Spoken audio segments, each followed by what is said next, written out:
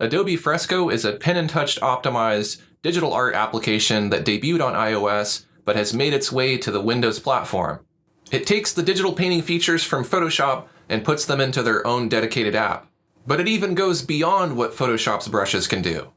I'm Aaron Rutten, and if you're new to this channel, it's my mission to help artists like you enjoy digital art and learn some new skills along the way. That's why today we're going to be reviewing Adobe Fresco for Windows. Quick disclaimer, this video is not sponsored by Adobe, but Adobe did send me Fresco to review unconditionally as I please. As always, all opinions in this video are my own. Adobe Fresco only works on the iPad and certain Windows Pen and Touch enabled computers, such as the Surface Pro, Surface Book, Surface Studio, Surface Go, and the Wacom MobileStudio Pro 13 and 16. Adobe Fresco does not work on Windows Desktop. I'm happy to see the digital painting features being moved from Photoshop to a dedicated digital painting app. It drives me nuts that people still consider Photoshop to be the industry standard for digital painting when there are so many other dedicated art apps out there that offer a better digital painting experience, in my opinion. Because Adobe Fresco is a mobile digital painting app and not really technically a desktop digital painting app, I'm going to come at this review from the point of view of someone who's going to be doing primarily mobile painting. Because Adobe Fresco is optimized for the MobileStudio Pro 16, I'm going to be using Fresco in the context of that device. So I've gone through Adobe Fresco pretty thoroughly. I've done some test paintings. I've created a tutorial that you can check out if you want to learn the basics of working with that app. There's some things I like and some things I don't like. And so I'm going to kind of tackle each of these topics one by one, and I'll end by wrapping up with a conclusion of what I think of the app overall. While I'm sharing my review, you can check out this demo painting that I created with Adobe Fresco. So first, let's start with performance. Performance is the thing that I noticed right off the bat, and to be honest, I can't really believe how good the performance is on this app. Most of the art apps I've tried feel a bit sluggish once you begin to tax your computer, but somehow Fresco manages to be lightning quick even while working with large brushes on large canvases. The performance is especially noticeable on the MobileStudio Pro 16 compared to the other art apps that I've used on it. I'd honestly be curious to know why it's so quick, because all art apps should be that way. Now, given Adobe Fresco is using mostly stamp and vector-based brushes, so it's not very taxing on your computer. But even the more complex watercolor and oil simulations still perform really well, so Adobe is onto something here. The next topic I want to discuss is natural media simulation. How well does Adobe Fresco simulate natural painting and drawing? I'd say Adobe Fresco ranks pretty high in terms of simulating natural media. The watercolor looks and feels much better than Corel Painter, and it performs faster than Rebelle, although Rebelle does more accurately simulate fluid media and allows for way more control. Pen tilt is supported, so you can tilt your pen while you're drawing if your pen supports pen tilt like the Wacom Pro Pen 2 does, and you can draw with the side of your pencil, or you can put it more upright to get just a normal line, but you'll be able to shade more naturally because you can shade with the side of your pencil, or if you're using something that has a flat dab, you can change the angle of the pen, which changes the angle of the dab. Canvas grain is supported in Adobe Fresco, so that means that as you're painting, the paint can kind of go into the grain of the canvas or just break off on the peaks of that grain, which gives you a really nice, really realistic looking result. The only complaint I have about this is you can't really customize this grain, and there's only one canvas texture grain available.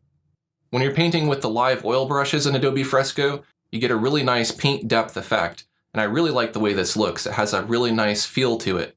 However, you don't have a whole lot of control over that paint depth, and I found that when I was creating a painting, there were a lot of areas that had some thick paint and other areas that didn't have any, and I kind of wished I could go in and just erase the paint depth layer, but I couldn't do that. There might be other cases where you might want to have thicker paint and thinner paint, and so to be able to control that on the fly is a really nice feature that could have been added to Adobe Fresco. My solution for getting rid of the paint depth was just to blend over it using one of the oil brushes and very, very light pen pressure.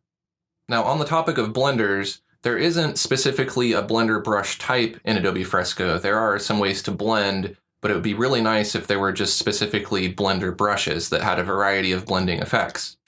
As I mentioned earlier, when you're painting with the oil brushes, you can use heavy pressure to apply paint and then use lighter pressure to kind of blend it together. There is also an on-screen touch shortcut which you can press with your thumb, and that will make your oil brush enter into dry brush mode, which functions just like a blender. It doesn't add any paint. This is an interesting idea, but the touch shortcut really isn't positioned all that well. At least on the MobileStudio Pro 16, you have to really stretch your hand to be able to reach across the express keys to reach with your thumb. And then if you keep your hand like that for a while, it starts to get kind of uncomfortable. You can't move this touch shortcut around. So being able to assign this touch shortcut to maybe an express key or something else might be better. Now let's move on to discuss brush selection. Adobe Fresco has a really robust selection of default brushes. You have all kinds of stuff: hard media, pens, pencils, paint, even some effect brushes. You can choose from pixel-based bitmap or stamp brushes, or you can choose from vector brushes, which have an infinite resolution. And of course, you can combine the two to create artwork that's kind of hybrid vector and pixel-based art. So this means if you do mostly line art, your lines will always be crisp, and your color fills can have a painterly quality to them that you can only get from pixel-based brushes. The one feature that really sets Adobe Fresco apart from the other digital painting apps out there is the live watercolor. This live watercolor remains wet as you're painting, so you can always blend paint into it, and it has a really nice feel to it. Now, I mentioned earlier in the video there is a paid version of Adobe Fresco and a free version. With the paid version, you're getting access to Adobe's extended library of brushes, so you can add on even more brushes that way, and you can import your own custom Photoshop ABR brushes. And yes, most of the Photoshop properties are compatible. The brushes that seem to be the most compatible were brushes that added paint. Blenders don't really seem to work at this time. Now let's move on to discuss customization. How much can you really customize Adobe Fresco compared to other digital painting apps? Unfortunately, the UI in Adobe Fresco is not very customizable, and it resets each time you load Adobe Fresco. I guess it's kind of a good thing that you really can't do much to customize it, because if you have to rebuild that customization each time, all you really have to do is maybe move a couple of palettes and then you're done.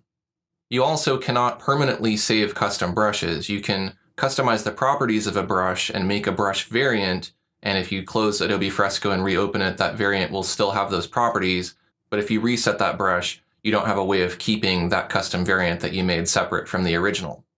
Or in other words, you just can't save custom brushes in Adobe Fresco. Now there is a workaround to that. You could create all of your brushes in Adobe Photoshop, and then you can edit them in Photoshop and export them into Adobe Fresco. Now let's discuss digital painting workflow and ease of use of the application itself. While the painting experience feels really great in Adobe Fresco and the brushes look fantastic, the minimalist interface feels like it holds me back more than it improves my workflow.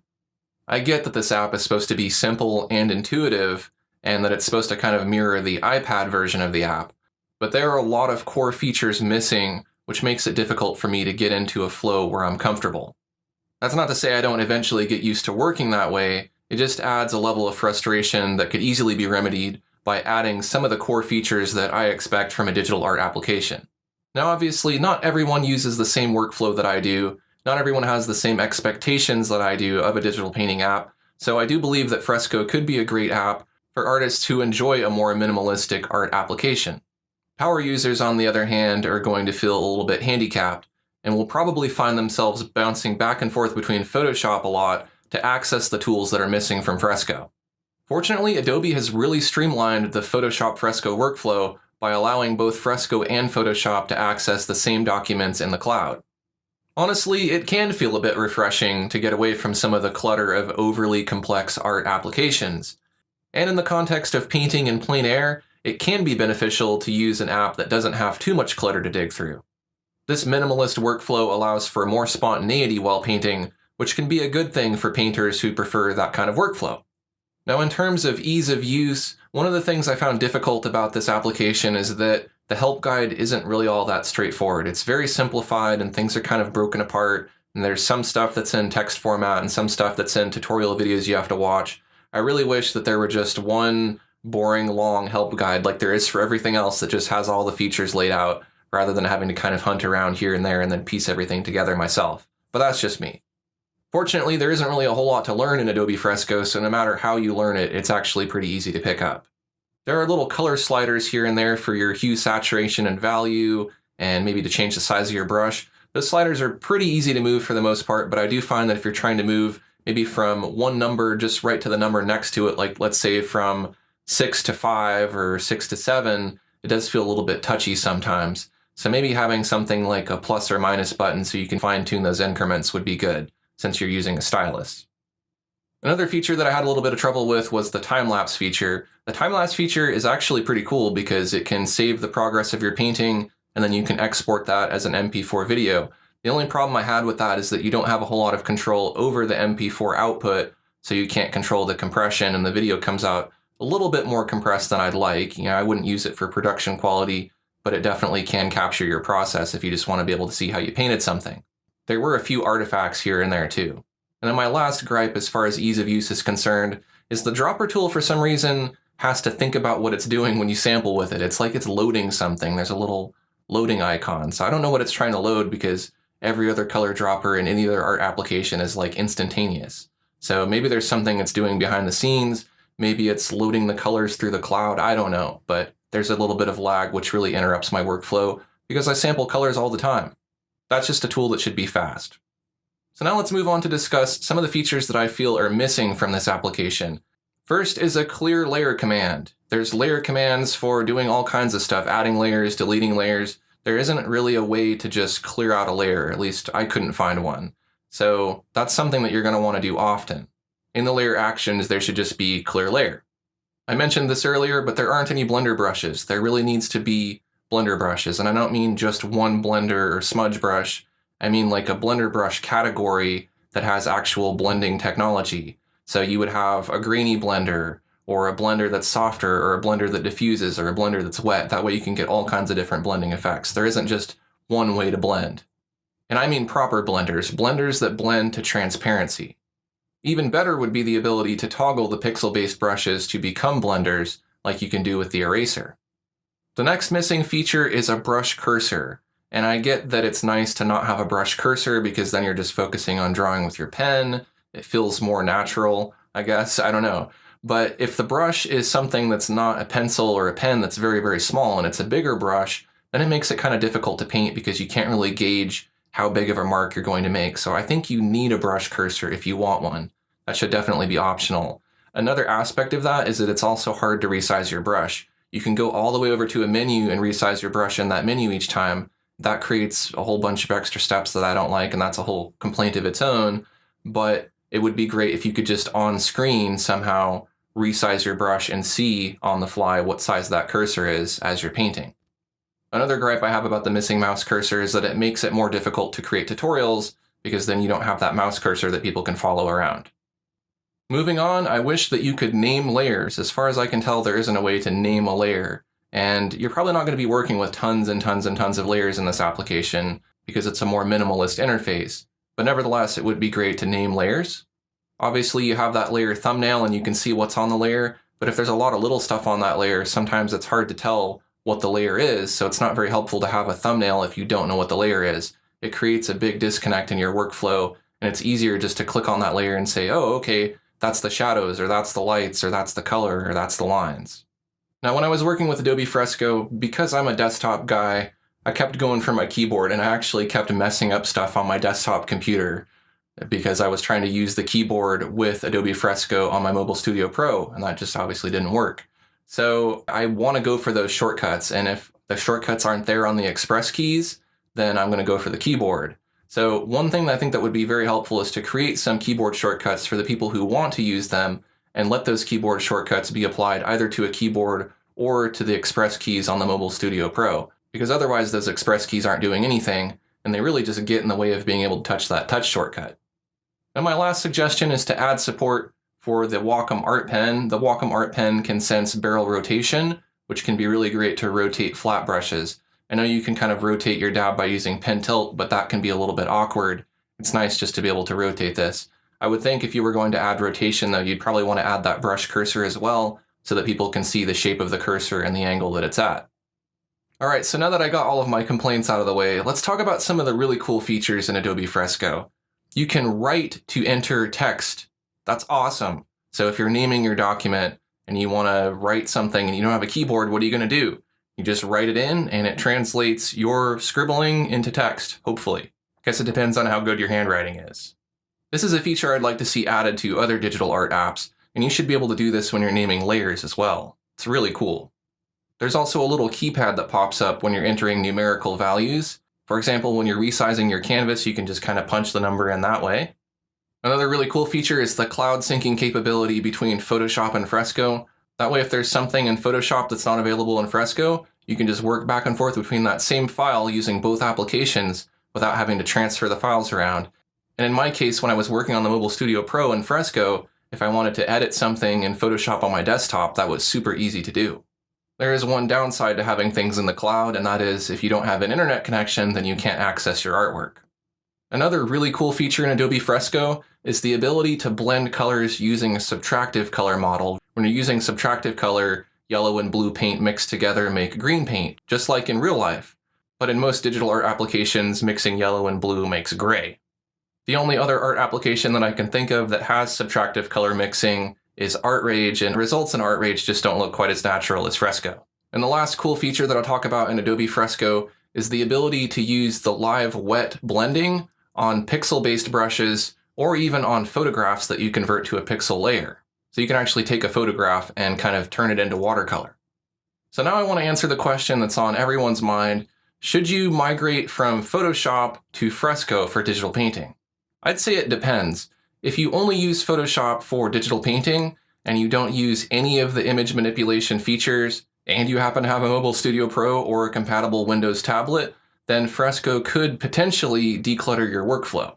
If you're more of a power user who uses a lot of Photoshop's advanced tools and image manipulation features, then you'll be missing those since Fresco is more art-oriented.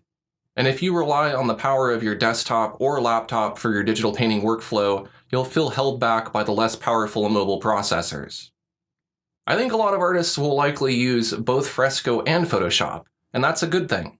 I don't use Photoshop for digital painting, but I do use its image manipulation features in nearly every painting I create. So my hope is that artists will stop using Photoshop for digital painting and embrace Fresco and other dedicated art apps. Let's let Photoshop go back to what it's good at doing: shopping photos. And of course, it wouldn't be a proper review if we didn't talk about the price of Adobe Fresco. The paid version of Adobe Fresco is $9.99 a month. Yes, that's right, it's a subscription model. Or there is a free version with fewer features, or if you happen to have a Creative Cloud subscription, then it's included free with that subscription. Now, one of the things you get with the paid version is cloud storage, so you could think of the subscription as being not just for the application, but for the other features you get with the paid version as well. Now, if we compare that price to some of the other Windows digital art apps that are available that have similar features, there is Krita, which is a pretty well-rounded, robust application that is almost kind of like Photoshop mixed with Fresco. You can do a lot of advanced digital painting stuff, but then there's some image manipulation stuff as well that's more geared toward digital art. That happens to cost $0, and that's a great application that works on both desktop and mobile.